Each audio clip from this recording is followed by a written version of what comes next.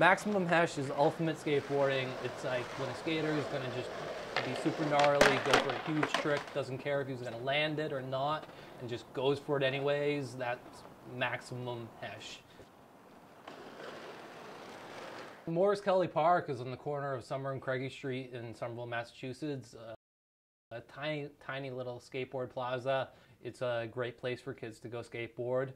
It's great for the skateboard community in Somerville and the surrounding areas. Occasionally they do have events there, skateboard jams or contests, but the type of events that they will have there that are sponsored by local shops or local companies, they really help out the skateboard community by bringing skateboarders together, because it is, this, small niche world of skaters, and for them to find each other is a really important thing, because your neighbor might not skate, but when you have these events, it brings everyone together.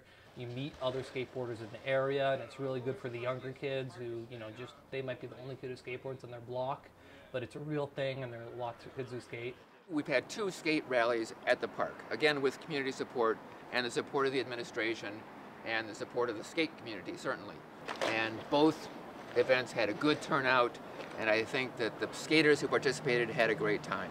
At the second skate rally, we had pushback from the neighborhood, and those neighbors went to their alderman and said they were unhappy with it, they were unhappy with the noise, they were unhappy with the parking, they were unhappy with the impacts on their neighborhood or their lives on that date. And so the Board of Aldermen listened to them and said, okay, we hear you. Let's make sure that if anything happens in the future, that it goes through the process. In the meantime, we're going to ban skate rallies at the park as they've happened to date. The ban came out because of ignorance towards the skateboard subculture. People haven't realized that there are people that skateboard, and it's a real thing. I skateboard with lawyers, I skateboard with 8th grade dropouts, I skateboard with everyone, It crosses all socioeconomic boundaries, and people don't realize that, and it's a minority of people complaining about another minority of skateboarders that might swear and might leave trash, just like any group of people that you put together. So people will still continue to skateboard at Morse-Kelley Park.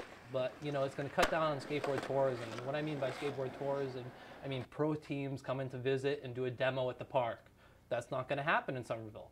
And that's bad. That's bad for the kids. Mayor Curtatone was elected in 2004. And I remember that one of the first directives that we got from the mayor was he wanted a skate park in the city, and he wanted to find a place where we could put it.